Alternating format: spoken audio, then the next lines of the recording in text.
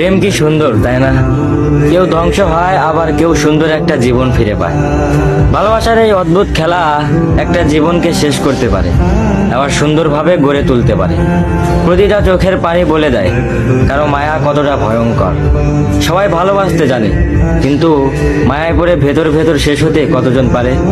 কারো মায়া যে এতটা খারাপ, যদি মায়ায় না পড়তাম তাহলে বুঝতামই না।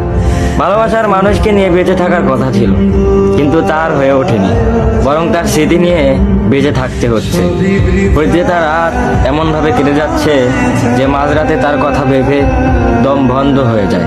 তাকে নিয়ে কল্পনার জগৎ সাজিয়ে তুলেছি, যদিও বাস্তবে তাকে পাওয়ার সম্ভাবনা 1% নেই। তবুও তাকে নিয়ে ভাবতে ভালো লাগে। ভালো লাগে তার স্মৃতি মনে করে উপন্যাস লিখতে, ভালো লাগে তার দেওয়া কথা মনে করে আফসোস করতে।